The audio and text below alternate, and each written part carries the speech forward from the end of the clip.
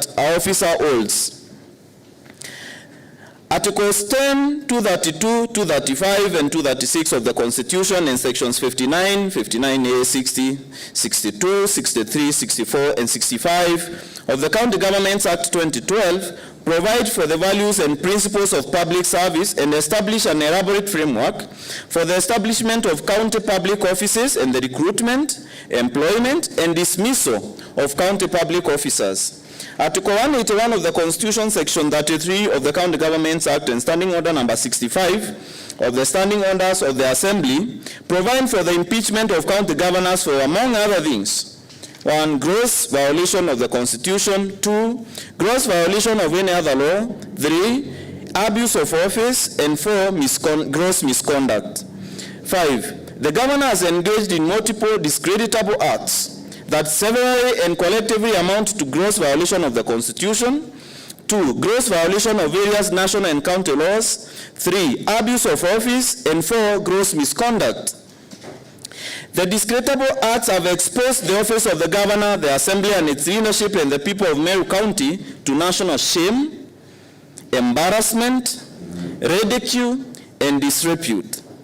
The discreditable acts have created a toxic environment in which the governor cannot be legitimately expected or relied upon to work harmoniously with staff and the elected leaders at the national and county levels of government. The governor, under Article 181 of the Constitution, Section 33 of the County Governments Act and Standing Order number 65 of the Standing Orders of the Assembly on the following grounds. The first ground, nepotism, illegal appointments, unlawful dismissals, and usurpation of the constitutional and statutory functions of county organs.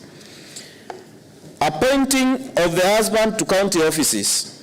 On or around the 30th September 2022, the governor engaged in gross misconduct, grossly violated Articles 10, Article 232, Article 235, and Article 236 of the Constitution, grossly violating Section 17 of the Public Officer Ethics Act, grossly violating Section 55, 59, 59A, 60, 62, 63, 64, and 65 of the County Governments Act, and 5, grossly violated Section 6 and 11 of the Meru County Youth Service Act 2018, and grossly violated Section 4 of the Public Appointments County Assemblies Approval Act of 2017 by 1, appointing a husband to the non-existent position of the public of the Meru Youth Service before conducting a transparent and competitive recruitment process. 2, appointing a husband to the non-existent position of the Meru Hustlers Ambassador before conducting a transparent and competitive recruitment process. C, disregarding the criteria for the establishment of offices within the county public service. D, failing to submit a husband's name for approval by the county assembly before making the impact appointments.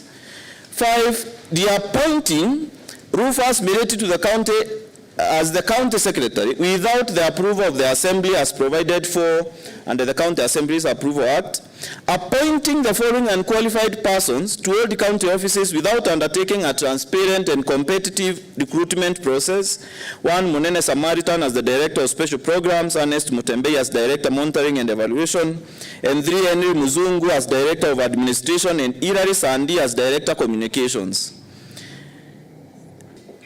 Evidence of the governor's gross misconduct, gross violation of Articles 10, 232, 235, and 236 of the Constitution, gross violation of Section 17 of the Public Officer Ethics Act of 2003, gross violation of Section 55, 59, 59A, 60, 62, 63, 64, and 65 of the Meru County Governments Act, gross violation of Section 6 and 11 of the Meru County Youth Service Act 2018, and gross violation of Section 4 of the Public Appointments County Assemblies Approval Act of 2017 is set out in the videos saved as Annex 2 as when she was appointing the husband, Annex 3 when she was reappointing Rufus Mireti, and Annex 4 on the appointment of Irari Sandi in the flash disk that is in my custody.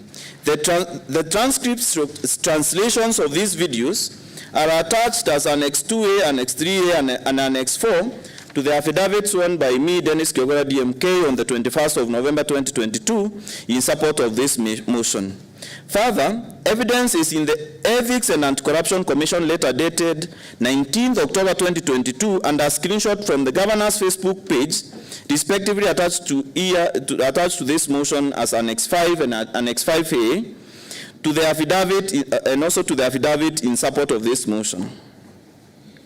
Under this charge also, road signed appointment of county workers at Timau.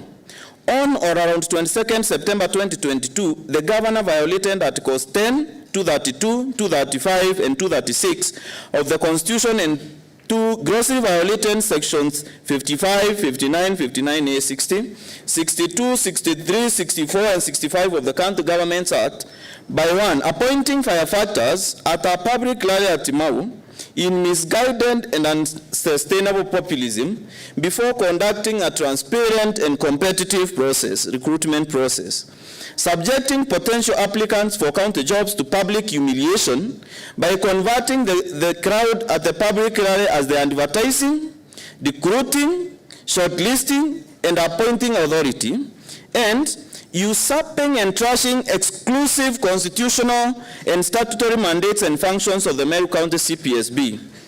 Evidence locking out the county workers alluded to in subparagraph A above by changing door locks and preventing them from accessing their offices despite the court order, and dismissing the county workers alluded to in subparagraph A above at a public rally instead of following the due process. Declaring and swearing at a public rally at Metongo that they would defy any court orders issued in favor of the county workers alluded to in subparagraph A above, if bringing the administration of justice into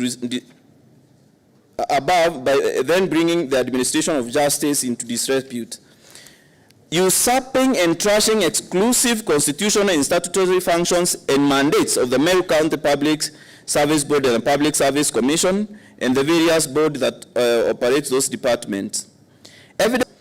Falsely accusing members of the County Assembly and other elected leaders of cartelism, blackmail, greed, corruption, and intimidation.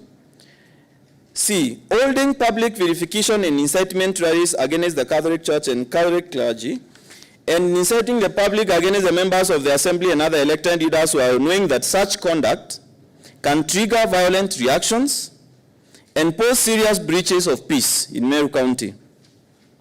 Evidence of specific illustrative examples of the governor's vilification and incitement campaigns against members of the County Assembly and other elected leaders are outlined in paragraph 7 to 12 below. Humiliation of the minority leader. On or around 24th October 2022, the governor, 1, grossly violated Articles 10, 73, 75 of the Constitution. 2, grossly violated Section 19 of the Public Officer Ethics Act, grossly violated Sections 29, 34 of the Leadership Integrity Act, and engaged in gross misconduct by bullying and inciting the public against the minority leader and a member of Assembly for Akethi Ward, Honorable Mwendaidhiri, the minority leader, at a public rally held at Meronkanga. Requiring the minority leader to make a public apology for unknown and undisclosed wrongs at the public rally held at Meronkanga. Violently grabbing a microphone from the minority leader at the public rally held at Meronkanga.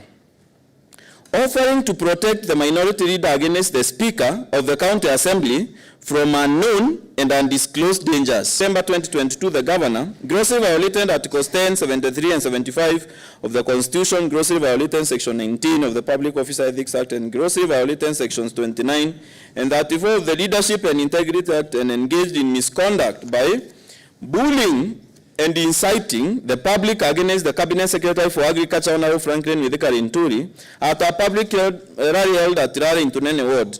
Firstly, accusing the Cabinet Secretary of demanding a share of county government appointments. Firstly, accusing the Cabinet Secretary of antagonizing and creating a wedge between her and the President of the Republic of Kenya.